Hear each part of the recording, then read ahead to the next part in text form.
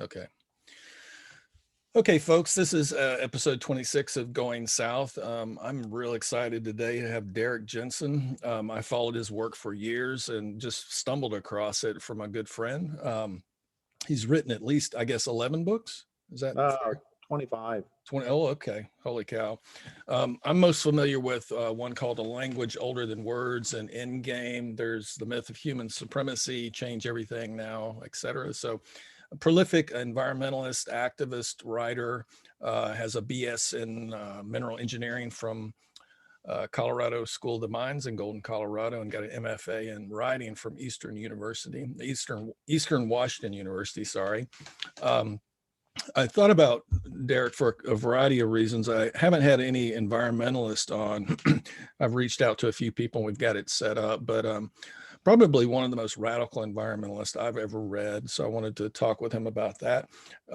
He's also the founder or one of the co-founders of Deep Green Resistance, kind of a national movement to bring attention to the kind of environmental crisis we are living in as we speak.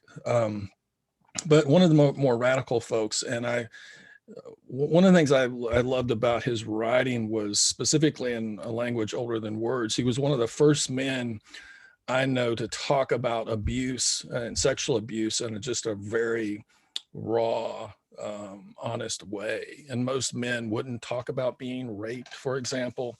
And it's coming from a dysfunctional, abusive family myself. It really resonated with me. He was also able to connect kind of the micro level objectification of people in the world to kind of larger systems of oppression in a way that really was very, very clear. And again, really resonated with me and other people I know. So I'm excited to have you today. And if I get any of this wrong, just jump in and tell me I'm full of crap. It doesn't really matter.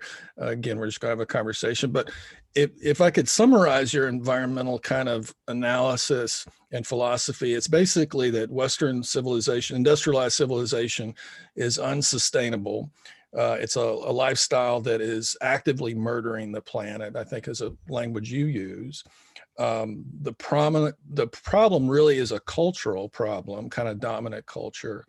And it is kind of a culture of abuse, or at least trauma in many ways. I mean, is that fair to say, and a good place to jump off? Yeah. And so you and folks in Deep Green Resistance are really calling for the end of industrialized civilization as we kind of know it. Is that fair? Well, one of the things we're saying is that it will end. Yeah. And when this way of life does end, we would prefer that there be more of the planet left rather than less. Gotcha. And in many ways, it has a death urge of its own, kind of a Freudian, it's kind of cannibalistic in a way. Is that fair to say too? Yeah, or omnicidal. Yeah. Yeah, that's there aren't enough people. There are a few people who've written about that, but I don't think there's enough people who've written about the culture's urge to destroy life. Yeah. I've heard a lot of it, because I'm kind of somebody that studies empire, right, and systems of oppression and how empires kind of go into decline and self kind of destruction internally as well as externally. So there's some stuff out there, and a lot of kind of Marxist writers talk about capitalism as having a death urge of its own making as well. But if I can just ask, and I used to know this, but how did you go? And this will give folks just some context, right? Go from studying basically mining, right, to becoming one of the more radical voices in environmentalism. Well, my degree was actually in mineral engineering physics. And what that Okay. means is it was a degree in physics with additional geology. I had to take 3 semesters, I think, of geology and then a bunch of engineering classes.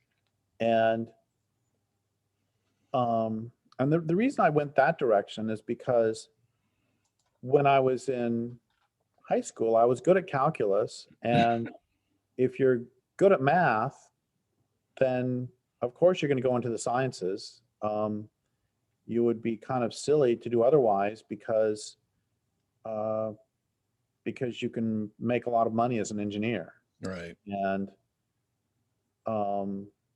And so I went there, but I didn't really enjoy it at all. Um, and in fact, in my sophomore year, I was going to transfer to the University of Colorado and get a degree in, I don't know, English or something. And I actually went to the registrar's office, and I had a scholarship at the School of Mines. That's another reason I went there, is I couldn't afford to go to college, and I got a scholarship.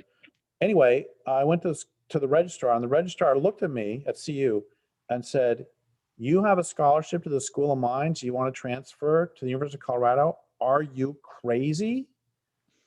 And it's like, well, so I stayed at School of Mines. And then in my third year, my junior year, I said to my mom, I'm just sick of this and I want to quit. And she said, "Would you rather go the rest of your life saying you have 3 years toward a degree in physics, or rather go the rest of your life saying you have a degree in physics?" One of the smartest things she ever said to me. Yeah. My mom said many smart things, but that was one of them. And so the reason I went into science is just because I was good at it, and I didn't really know what I wanted to do. I mean, I knew I wanted to be a writer from when I was a kid, but that sort of got pushed away as being childish, and instead I should do the adult thing. Yeah. And then when I was in college, I realized, no, that's not really what I want to do. I probably, summers during college, I worked for the National Oceanic and Atmospheric Administration.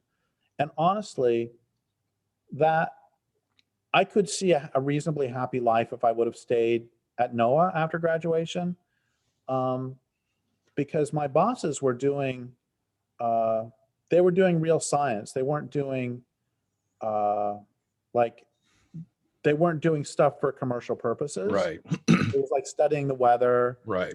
And my bosses loved work. And this is actually one of the reasons I quit, or I quit science, is because my bosses would routinely call in sick. If they would call in sick, they would routinely show up 3 hours later because they couldn't bear to miss it, even though they were sick. They loved their work so much. Yeah.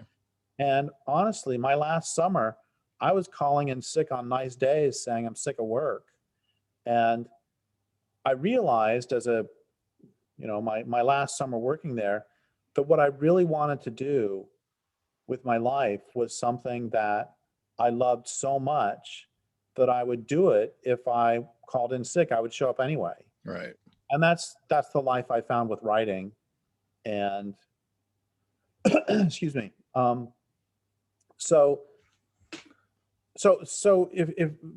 but that doesn't talk about the environmental stuff. The environmental stuff really started when I was a kid. I was raised Seventh-day Adventist, and the important thing here is that from Friday night sundown to Saturday night sundown, you couldn't do you couldn't shop, you couldn't watch TV. Right. And you're also vegetarian, I think, too, right? Or the Seventh-day Adventist? It's very interesting because the religion itself is pretty vegetarian, but it was not a big deal. My family was not vegetarian, and there were a lot of families who weren't vegetarian.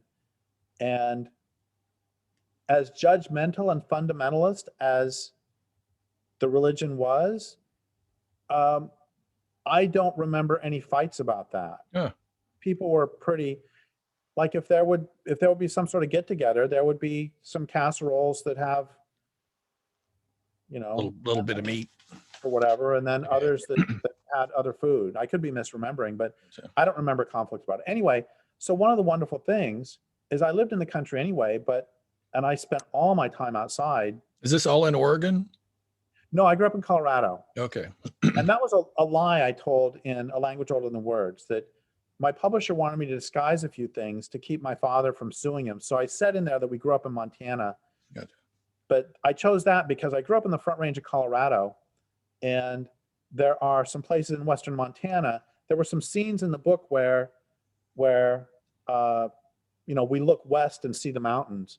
So there's western Montana. There's some places where you can look west. So that's why I chose Montana. Gotcha. Anyway, I grew up in Colorado, and I would, especially Friday nights and Saturdays, I would just be outside, especially Saturdays, out in nature. And I just fell in love with it. And then in second grade, They put in a subdivision right next to where I lived. And this was hugely important to me because I remember thinking, even in second grade, so I'm 7 or 8, I remember thinking, where are the meadowlarks going to go? Where are the cottonwoods going to go? Where are the garter Yeah. snakes going to go? And I didn't I didn't have this language, but I understood even as a child that you can't have infinite growth on a finite planet. Right. And I mean, I'm stunned that now I'm 60 years old and people, for the most part, still don't understand that you can't have infinite growth on a finite Well, planet. it says something about pre-socialization, right? As a young folks, I mean, I think we have a sensitivity, many of us, to the natural world that we're a part of and then gave birth to us. I mean, is that fair to say? I think so. It's hard though, because again, I grew up in the country and also I only know my own experience. And I would, I completely agree with you, but then I would wonder, what if somebody was born Yeah. in downtown of a big city Yeah. and they Yeah. live in an apartment Right. and I mean, I believe, and I've written about this too, that you can find nature in a city. Right. When I wrote one of my books, Thought to Exist in the Wild, it was a book against zoos. And one of the arguments for zoos is that we have this visceral need, this instinctual need to interact with non-humans. Hmm. And I agree with that, but the zoo's not the place to do it. Right. So what I did is I said, I want to find nature anywhere. So I went to the least nature place I could think of in this small town, which is the McDonald's parking lot. And I parked, I got out of the car, and then I went and sat at the edge of the parking lot. And within, I don't know, a couple minutes, I saw some bees and there were seagulls. And so even in the McDonald's parking Yeah. lot, Grass coming up through the asphalt. I mean, yeah, right. yeah. So even in a city, you're still going to see pigeons Right. and you can still, and absolutely, we evolved. We didn't evolve in these boxes. We Right. evolved in this symphony of, I'm going to go a slightly different direction for a second, just because I love this. There's a few years ago, I read 13 Moons by Charles Frazier. He's the guy who wrote Cold Mountain. And 13 Moons is basically a love story between a man and a woman. And that love story, that was okay.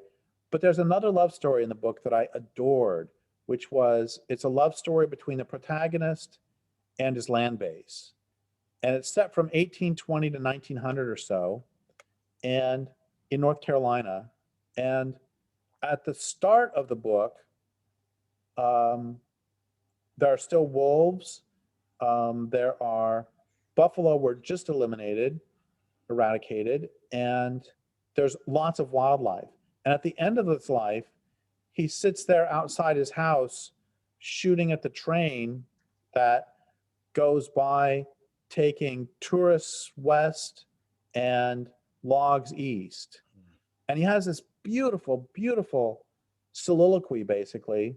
He's at the end of his life, and he has this wonderful soliloquy about how everyone he has known and loved has died, and that's to be expected. My mom died a couple years ago, and it was completely devastating, and that's part of life. Mm-hmm. And before her, my mom's mother died, in 1990, and I like the language of transition myself. Okay, we can do that. Yeah.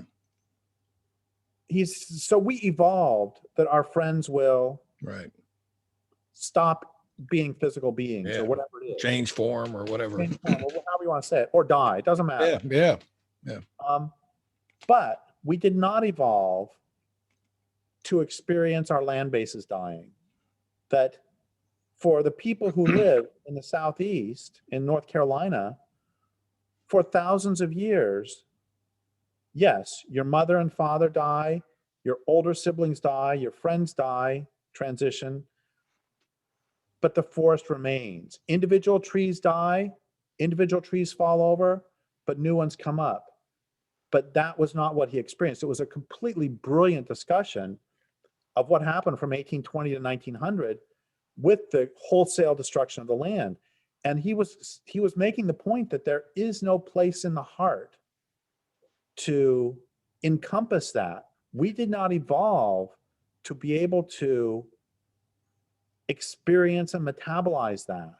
Yeah. Anyway, that Well, didn't really answer your question, but that's. Well, I mean, did you go the typical route of getting involved in the Greenpeace Sierra Club? I mean, like many of us did. No. So the way I became an activist was I made the smartest decision of my life in my mid-20s when I realized I wasn't paying enough for gas to cover the social and ecological costs. Yeah. So for every $10 I would spend on gas, I would give $10 to a local environmental organization. I knew even then I didn't like the big environmental organizations, but I didn't have any money. So what I would do instead is I would pay myself $5 an hour to do activism. So if I spend $10 on gas, which would fill a tank in 1985, I would then be committed to doing 2 hours of activism that week. And I started out by writing letters to the editor. And at first I was so scared that I would sign fake names. Yeah. And, things have gone, Were you in a small town? Yeah, well, I was living in Spirit Lake, Idaho at the time, and I was writing them to the Spokane, Washington newspaper, which Spokane, Washington, I don't know what the population was then. Now or when I lived in Spokane later, it was like 300,000 or something.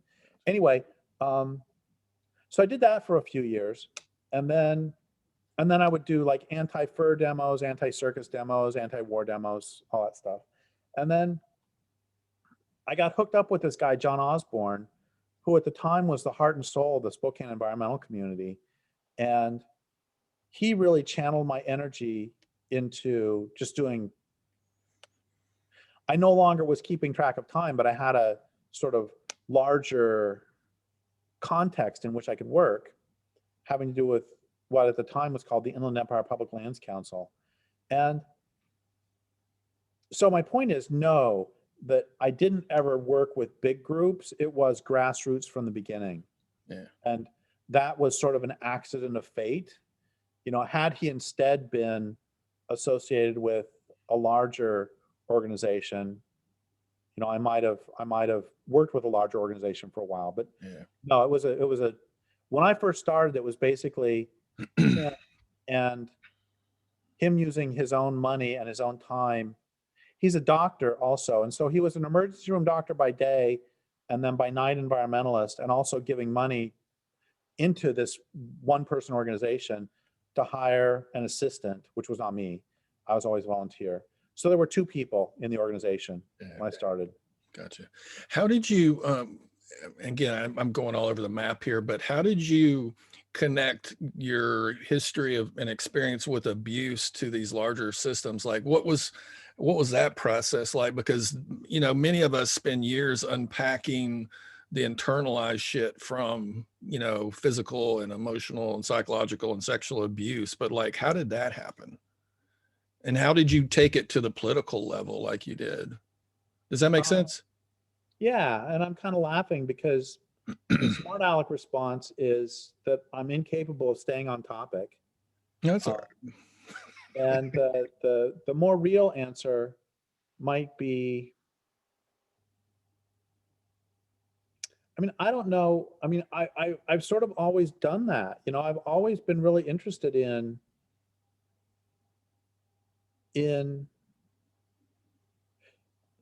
those, so when I was a kid, I was asking essentially, if my father's behavior isn't making him happy, why is he doing it? And that question. And your dad was like a successful attorney. You guys are middle class. Well, that was another lie that I told. Okay. He was not actually an attorney, he was a doctor. Okay. So we're even more. Right. Yeah, I remember, he made quite a bit of money. Since I love numbers, I remember helping him with his taxes. I mean, I was allowed to like use the adding machine when he did his taxes one year, and this is like 1968 or something, and he was making just, I don't remember what the number was at this point, but I do remember it was like 50,000 or something back in the 60s. So, but it's interesting because we had, it's very interesting because we had the trappings of, like, we did a lot of traveling. I was in every country. I was in every state in the United States except for Hawaii before I was 8, Wow. and multiple trips to Mexico and Central America and Canada. And so we had all those trappings of being wealthy. But my father, being abusive as he was, also all of our clothes were homemade because, my mom had the classic thing that happens in abusive families, that the money was used to buy a ranch or a shopping mall instead of to clothe the children. Yeah. And so it was an interesting uh, combination of extreme privilege, and then also, I'm not going to go so far as to say privation at all, but extreme privilege on one level, and on another level, day to day, she was saving pennies to buy fabric. Wow. So very interesting. Anyway, I was asking if his behaviors are making him happy. Why is he doing it?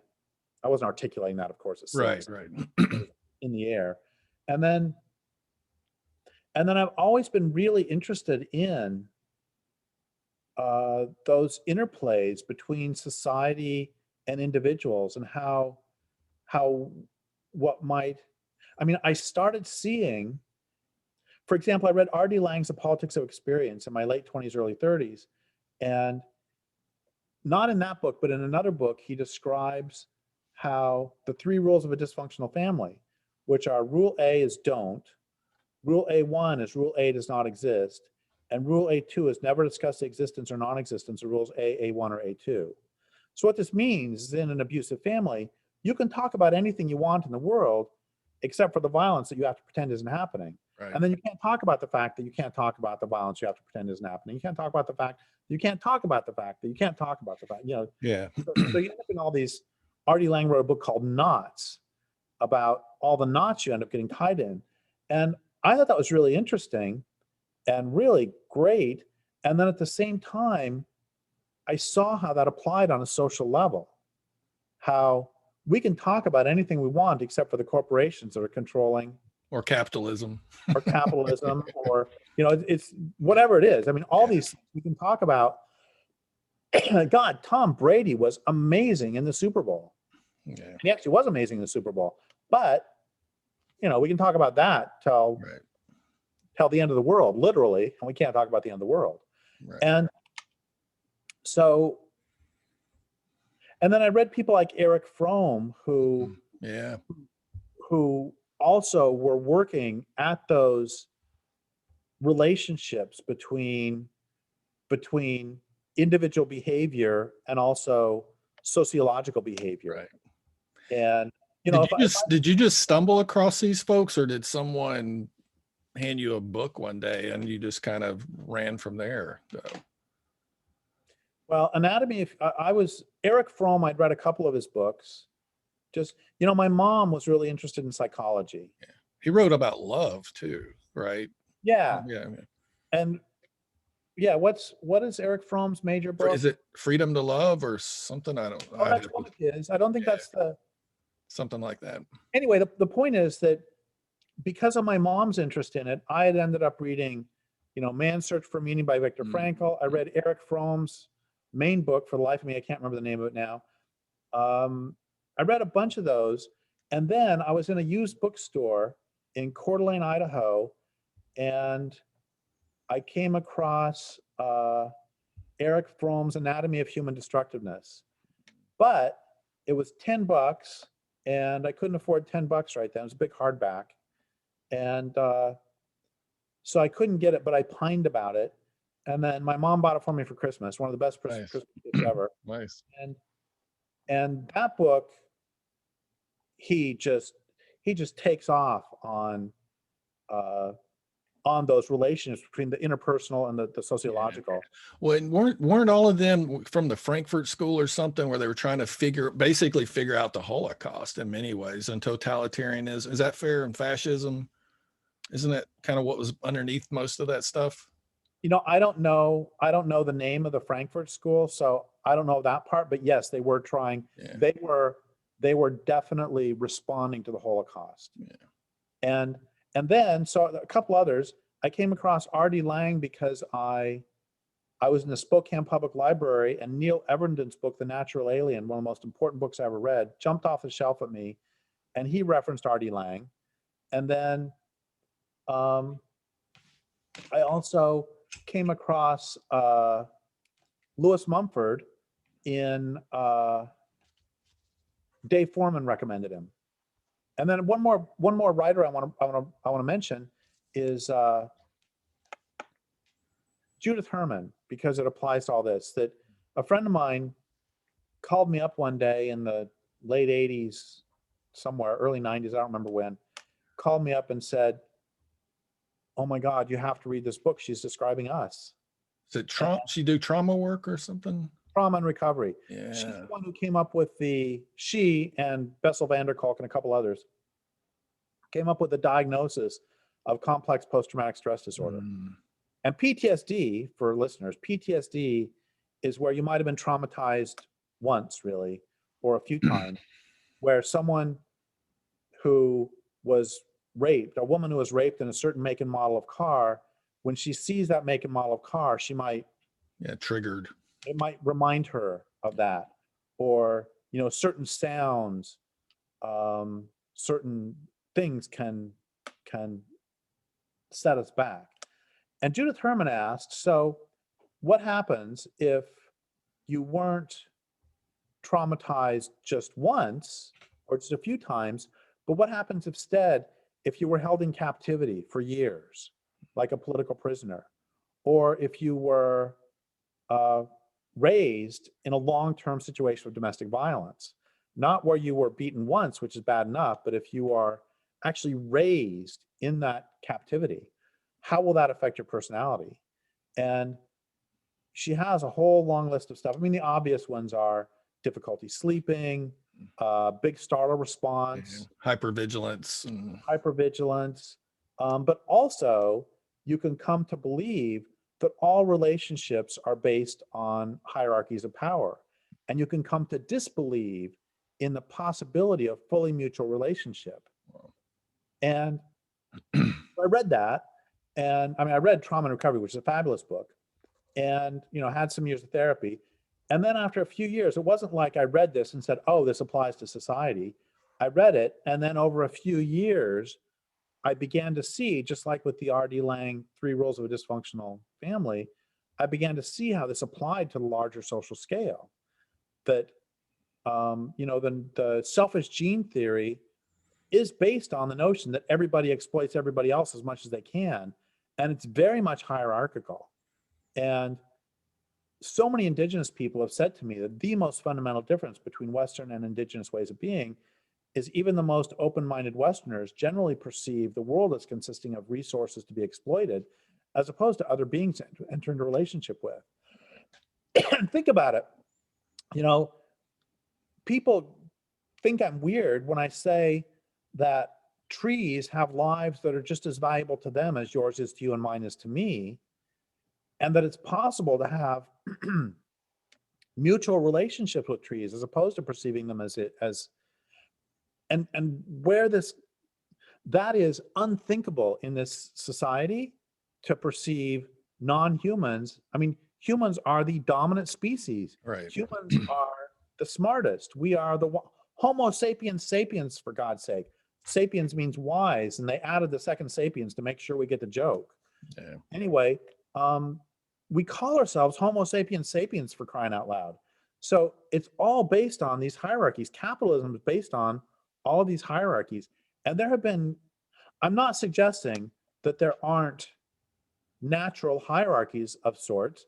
Just earlier today, there were a mother and baby bears outside, and the mother tells the babies what to do. Right. As and they usually listen to her. Yeah. And so there are hierarchies that exist, but Well, they're, like gerontocracies, right? Where elders, yeah. right? There's like, Oh, there's a great story about this with elephants, that there were some groups of young male elephants whose parents had been killed by poachers, and they themselves had survived, and basically they were being horrible. They were raping rhinos to death. They were doing all this nasty stuff, and nobody knew what to do. So they thought, well, shoot them. And basically, as a last ditch effort, they sent some grandmothers in, and the grandmothers pretty much whipped them into shape. They cut that shit out, yeah. act like an elephant. And so anyway, So they kind of got elephantized. Well, like we need to be humanized. yeah, exactly. That's a great way to say it. So what I was getting at with that is I realized that much of our social structures, much of the ways we perceive the world, are based on an entire culture that has complex post-traumatic stress disorder. And I mean, think of how much we're terrified of and hate nature. Well, Hobbes, right? I'm sorry, what? Was it Thomas Hobbes? The kind of Yeah. the whole how Western philosophy in particular kind of conceptualized nature as this dangerous, brutish thing to be terrified of, as well, and the need to dominate it for that reason. In addition to Judaism, right, and dominion. Well, yes, Yeah. and listen to what you just said. They're terrified, and therefore they need to dominate it. You have just described how people end up abusers in interpersonal relationships. The abuse doesn't come from, I mean, part of the abuse comes from fundamental fear. And I'm not saying we need to have sympathy for the poor wounded souls inside, because as soon as you start abusing, then I lose sympathy for you. Right. But that doesn't alter the fact that if they, I'm writing a book right now about stopping rape culture. That's the working title. I don't know if that's not going to be the final title. It's a terrible title. That's what I'm talking to somebody about tomorrow, for the record. Rape culture. Oh, cool. Who are you talking to, if you don't mind me asking? It's a feminist, a friend of mine, scholar, Chris Maycumber. She's done a ton of research on men's work, kind of in terms of men working against patriarchy and men's violence. And it's interesting how, and I've done some of that work and probably been guilty of this, but there's how men can even turn that into a form of supremacy. Oh, absolutely. You know what I'm talking about? You see it in anti-racist work. You see it like there's this weird way that we become supremacist as we fight against supremacy, most cultures. I want to come back to what I was starting to say, but before I do that, I want to address that, because I think it's hugely important that abusive hatred finds a way out. Mm-hmm. And I think about this in terms of they, outlawed chattel slavery with the Emancipation Proclamation, or with the end of the Civil War, whenever you want to actually name it, doesn't matter.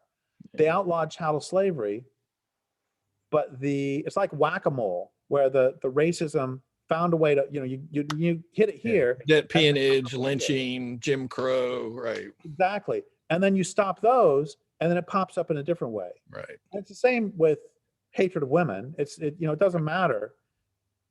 And hatred of nature, it's just, they'll find a new way to express. Yeah. And so it's extraordinary how neuroses, psychoses, defense mechanisms, whatever we want to call it, right, how, unless you address the primary issues, and even after you do, they still find ways to manifest. Yeah. Well, that's why I think many of us want to be radical in the sense of getting at the root of stuff, right? I mean, I think it was Malcolm X that said that racism's like a Cadillac, a new model comes out every year, or something to that effect. That's right? Great. I haven't heard that line. Yeah. So yeah, I think that it makes doing work really uh, challenging in a way, because also the work you do so often ends up getting co-opted back to the original. A great example of that is, at one point, environmentalism was about protecting wild places and wild beings, and there's been a transformation such that now much environmentalism is about supporting this destructive way to live. Right. It's become about sustaining civilization, Right. not Right. sustaining famine. Yeah. It's the same, And sustaining a lifestyle. and you see the same thing with, feminism, and you see it with all this stuff. Yeah. Now I've forgotten the original point I was going to make. Let's Well, see. can we just go back to the trauma? Because it Sure. seems to me, I mean, I harp a whole lot on the difference between reconciliation and consolation.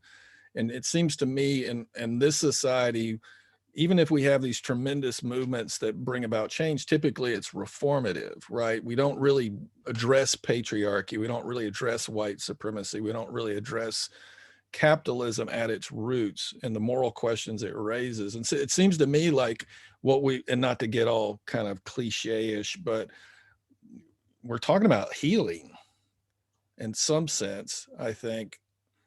You know, I I like that, and you had a little bit of a question mark in your voice, and I think I would have the same question mark. I like it. Mhm. The hesitation I have is, one of the things Judith Herman talks about in trauma and recovery is how, if you've been through extreme trauma, you may never uh, you will never be the same person you were before. Well, our brains may not, you know what I mean? Like So just neurologically. so okay, so I popped my hamstring a few weeks ago, Mm. and it's pretty healed. And in another few weeks, it'll be completely healed, and then I will be, quote, good as new. But what she talks about with trauma is recognizing that even though you can't go back, that you will be okay. And in some cases, you get what both she and Robert J. Lifton call a survivor mission, where you take your trauma and you can turn it into a gift for the community. So healing, I like, and Well, great it's book. loaded, right? It's loaded given all the new age and the cultural appropriation and white shamans and Also, I mean, I still have insomnia.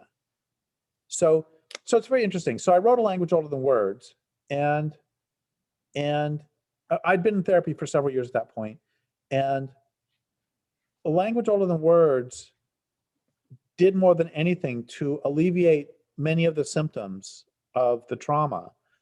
So, for example, I used to have multiple nightmares every night. I used to have night terrors multiple times every night. I would, sit up in bed gasping.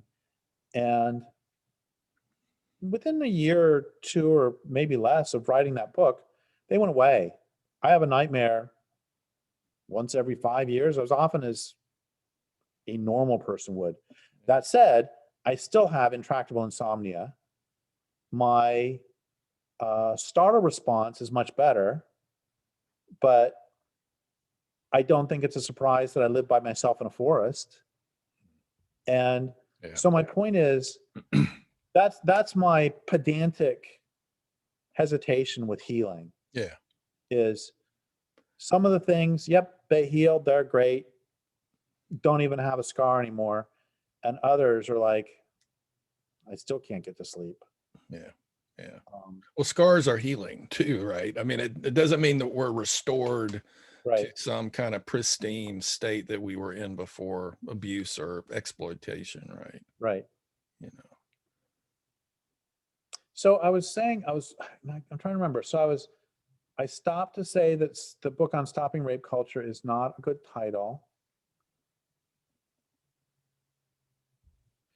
Well, I don't know if this is not what I was going to say, but it's an interesting thing anyway. One of the things that's interesting that I talk about in the book is that Peggy Reeves Sanday studied rates of rape cross-culturally. And there are some cultures that are high rape and some are low rape. And she wanted to find out what are some of the markers of high rape cultures. And one of them, some of the markers are pretty obvious. If women are treated poorly in general, probably a high rape culture. If it's highly militarized, it's probably a high rape culture. One of them was very interesting, that if it has a male creator deity, it's probably a high rape culture. Some of that applies to the US too. It Yeah. does. In the social research, it does. Yeah. Oh, absolutely. Absolutely. And then there was one that, and this has to do with the whole healing question too. There was one that really struck me. What she said is, one marker of a high rape culture is if there's a history of ecological dislocation in the previous couple hundred years. And that's what she said. And now I'm going to extrapolate.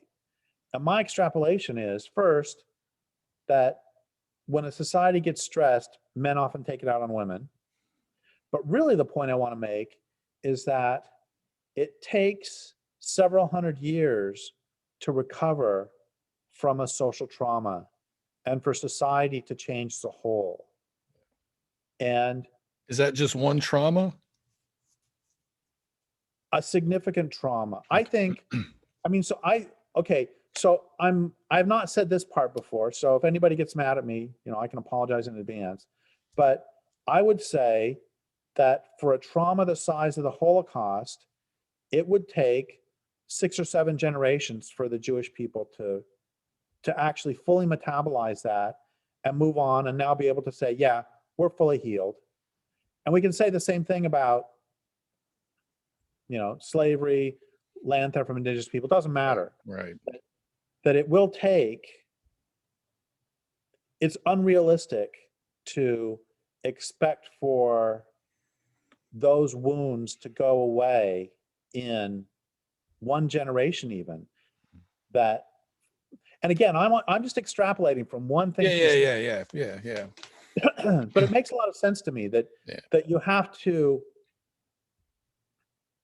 change your stories and you have to change your child rearing practices, because so often, children who are abused often end up being abusive themselves. Yeah. And that can take, that can take multiple generations to soften itself up. When I think there has to be some interventions in there as well. One of the reasons I didn't have kids was I was afraid I would repeat what had happened to me. And that would almost be worse in a way, to become the thing that I spent a lot of my lifetime kind of fighting against and hating and being, filled with rage about, Right. So, yeah. So what fascinated me about your work though was, so this was kind of an organic process to extrapolate from the micro level to the macro just by who you were reading, your own kind of internal process. My own character, probably. Yeah. My own proclivities, there's the word. Gotcha. Yeah, I mean, it's like some people,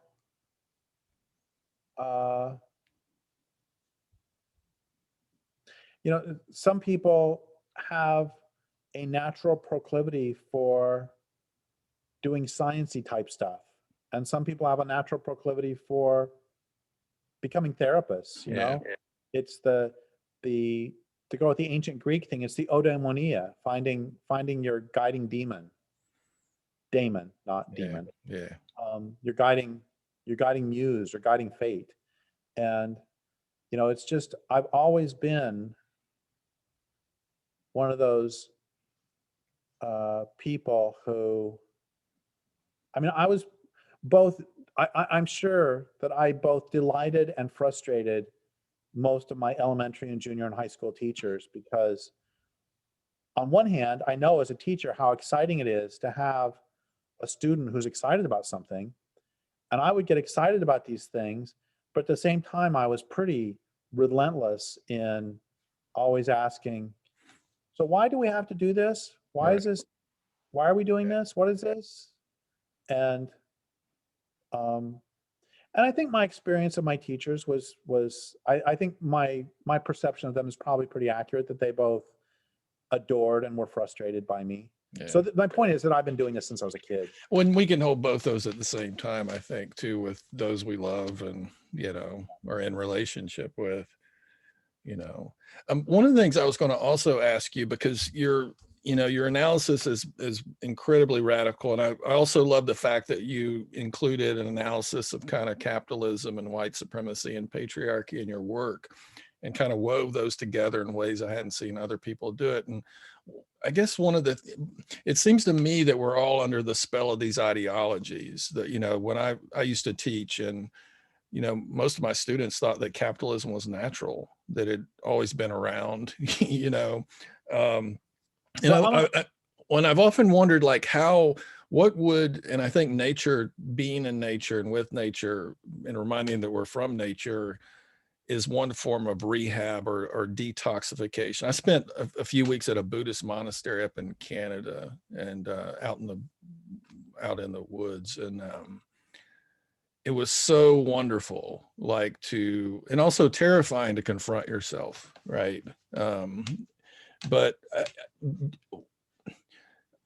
am I like off base to think that we're all kind of in need of rehab from industrial society, and we need to detox from capitalism, from all of these systems? And how does one do that when they are so dominant, when they course through our veins? I mean, I think the power of ideology to me is not just that it limits what we do and think and say, but it limits what we can imagine is possible.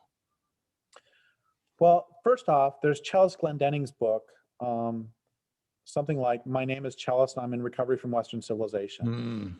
And so she addresses that directly of, yes, we are in desperate need of recovery. We are addicted to this way of life. We can more easily we can more easily conceptualize the end of life on the planet than we can the end of capitalism. And we have more loyalty to capitalism than we do to life on the planet. We identify with the oppressor in that way, which, by the way, is so interesting. You know, this is another thing that I just find so fascinating, is that more children of abusive parents, or children from an abusive situation, they as adults more often end up hating the bystander than the perpetrator. And there's a couple reasons for that. One of them is that the bystander was always safe. And so when they start to feel this rage and hatred, it's too scary to do it to the person who beat you. Instead, do it to the person who took it all along. Yeah. And also because as children in abusive situations, your life depends upon identifying and then identifying with the perpetrator's least change in emotion. And your life does not depend on reading and responding to the slight changes in emotion or musculature of other victims, including the bystanding parent. So on the larger social scale, and this is why I do this, because it's just what I do, on the larger social scale, we end up identifying with with capitalism more than we do, or civilization more than we do life on the planet. Also because one of the things that abusers do routinely is, you know, one of the reasons that women stay with abusers is because if they leave, they don't know how they will support their children. That's one of the many reasons. There's other reasons too. And the first time my father beat my mother was after she was pregnant with her first child. He waited. Oh, there's this great thing. There's a discussion I read about between two men who run a uh, a group therapy session for men who are required by the court to go to, anger management or whatever it is they have Yeah. to go to. A group session for abusers. And one day, one of them got the idea to ask the people in there, so is there an appropriate time? What is the ideal time to do your first beating? Because if it's on the first date, it's not going to work. Right. And he said the discussion they had afterwards was both horrifying and fascinating because they were laying out the pros and cons of the different time you do it. Yeah. And the Strategically. consensus, what? Strategically, right? Yeah, absolutely strategically. And the number they pretty much came up with is a year, because that's enough of a commitment on her part that she doesn't want to just abandon. Right. And also you've sort of eroded her self-esteem in other ways in the meantime. But the point is that on the personal scale, yeah, my mom was pregnant, 17 in 1950 or whatever year it was. Yeah. And Seventh-day Adventist, which means you're not supposed to get a divorce. Right. So what is she going to do? And on the larger scale, one of the reasons that we care more for the health of the culture than we do the health of the planet is because it has inserted itself in between us and the source of life. By which I mean, your food comes from the grocery store and your water comes from a tap. Yeah. And so you will defend to the death the system that brings those to you because your life depends on it, as opposed to your food coming from a land base and your water coming from a river, in which case you'll defend to the death those. Yeah. And this is really crucial too, because that also is strategic. This isn't conspiracy theory stuff. There's an exchange, a beautiful exchange between an 1830s pro-slavery philosopher from the South and his northern abolitionist capitalist buddy in the North. And what the pro-slavery philosopher argues is if we could change land ownership conditions, we would get rid of our slaves in a heartbeat, because there are land ownership conditions in which it's in the capitalist's best interest to own slaves or not own slaves. Right. It's very simple. If there's a lot of land and not many people, it means people have access to land, which means they have access to food, clothing, and shelter, which means they have access to self-sufficiency, which means the only way that you can get them to work for you is the point of a gun. On the other hand, if there's a lot of people, not much land, like in a city, they have no access to land, which means they don't have access to food, right. clothing, shelter, no self-sufficiency, which means they have to work for you, which is actually cheaper right. than owning slaves, which is not particularly profitable. The return on investment, I know we're talking about a horrible, horrible thing. Yeah. Return on investment was about 5%, which is not that great. Anyway, also the laws of apartheid were not written, because we want to be white people who are mean to black people. That's not why they were written. I mean, of course, that is an underlying motivation. The white supremacy is there. But the reason they were explicitly written is because they had a bunch of mines and nobody wanted to go in the mines. And the local people lived in subsistence villages that didn't have cash economies. So among the first things they did were pass poll taxes, hut taxes, dog taxes. Right. Because then you got to have money to pay the tax. Somebody's got to go to work, because they had no money in the village, because they had cattle, they had, sorghum or whatever it is they grow. Right. And so it is intentional, not necessarily conscious, but sometimes, that we are made dependent upon the very system that is exploiting us. Yeah. Well, that's the whole discussion of hegemony, right? Too, that we participate in our kind of own exploitation. I was listening to a poor white person rail against the idea of a $15 minimum wage. And she literally said, look, if you're not making enough money working one job, if you're a good person, you'll get 2 or 3 jobs. I was just like, really?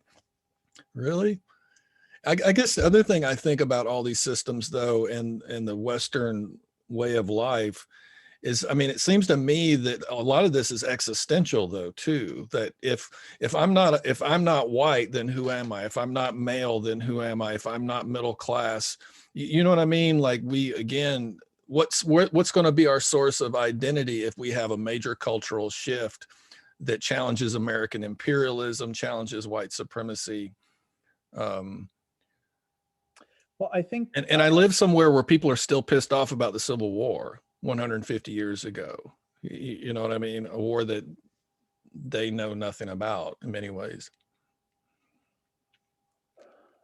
So I think I understand, but either try again or ask me a specific question about it. Well, yeah. So I think we're both advocates for massive social change, right? And I guess what I'm suggesting is an end to patriarchy means that men are going to have to find some kind of new sense of identity that's not based on oppressing women and children and other men, right? And ending white supremacy means that white folks are going to have to get a deep sense, almost on a spiritual level, of identity that's not based on I'm better than that group of people that looks differently than me. And I would say about and capitalism as well, and nationalism as well, and human supremacism too. Yeah, speciesism, right? And well, yes, and I don't. Which I think is all liberating. It's not necessarily a, you know what I mean? Well, the problem is not. The problem is not, I think, that I am a white male. The problem is that I have been socialized to perceive being white and being male as making me superior to other people, or perceiving the others as inferior. And how do I know they're inferior? Because I am capable of violating them. I am the doer and they are the done to. And so I can't identify my way out of being a white male. Right. Neither can I. The hand I was dealt, like any more that I can identify my way out of being somebody with 5 fingers. I mean, I guess I could cut them off, but I'd still be somebody who had 5 fingers, but I'm now mutilated. But the problem is the perception that having a penis makes me superior to someone who does not. And I know it sounds really simple and silly when we say it like that, but the whole system is really silly. Yeah. The notion that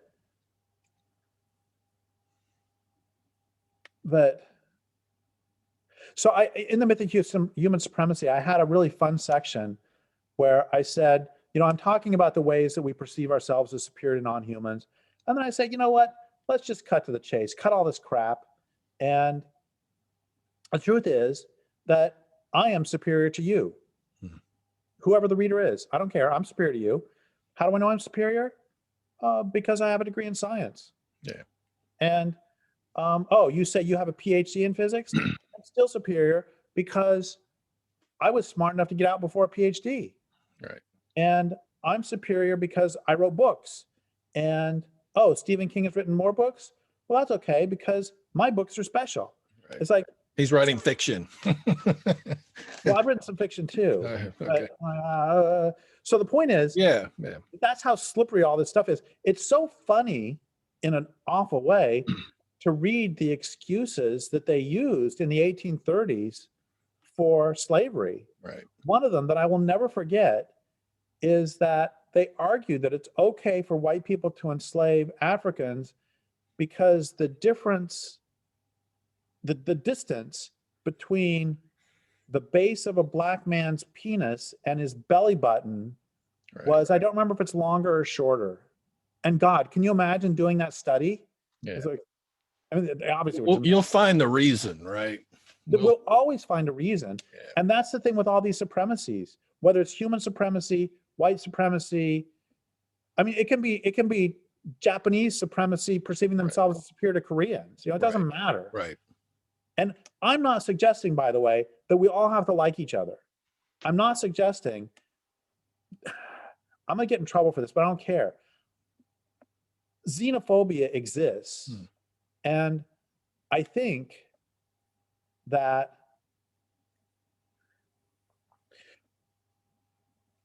I think it is a mistake to not believe that there are in-groups and out-groups. Mm. I care more for my friends than I do people who are not my friends. And the problem comes, I remember reading something by Winona LaDuke where she's talking about how the Anishinaabe, when they would come onto her people's land, they would kill them. But they would never perceive, it would be atrocious to wipe out the Anishinaabe because the Anishinaabe are honored enemies. And my point is that just because I think we are attempting to fight, I see this with bears. You know, there's lots of bears. I see 5 or 6 or 7 bears every day. When a new bear shows up, everybody else looks at him weird. Right. Until they get used to it. Right. Until they know, oh, I know that bear, they're okay. So I don't think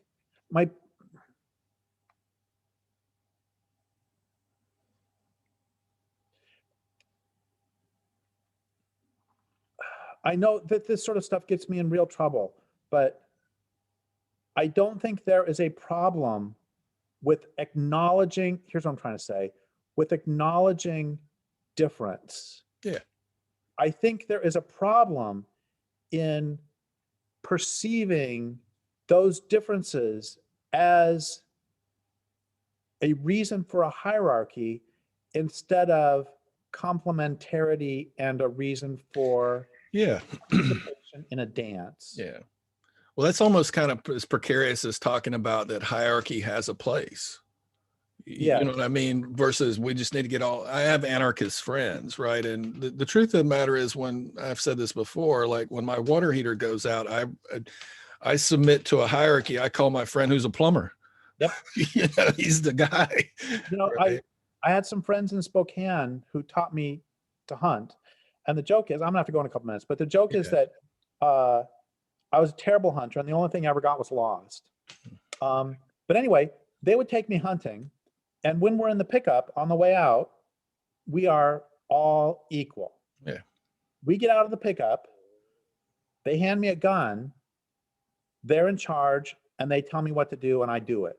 Yeah. We get back at the end of the day with them having killed a deer and me having sat there or walked or did whatever it is I did. And then I hand them the gun, they put it away. Yeah. And then we're equal again. Yeah. Can I ask you one question before you get out of here? And again, I know we're over the time. I've often wondered kind of what is your kind of the world and the culture that you kind of dream of look like? Well, thank you for asking that. And ultimately, this is not something you or I will ever see, but ultimately, the culture that I dream about would be 10,000 cultures, each one arising from its own land base, each one with a religion arising from its own land base. Because the purpose of a culture and the purpose of a religion both are to teach you how to get along and also to teach you how to live in place, how to live, and how to experience the divine.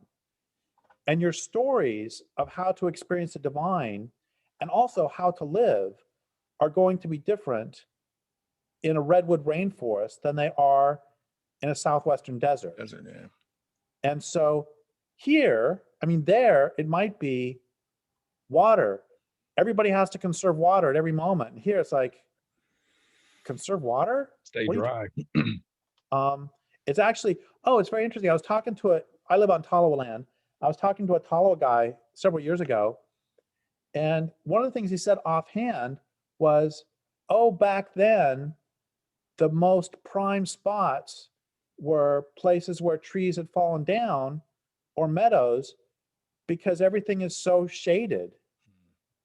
And so now, I mean, the forest has been pushed back a lot, but back then, you know, they would live in clearings because it's the only place you can get warm in this. Right. And so here's what I'm trying to get at is that for Indians living here, or for anybody living here in 500 years, presuming that there are, you would have stories that tell you to live in the sun. And if you live in Arizona or New Mexico, you're probably going to want to live in the shade. Right.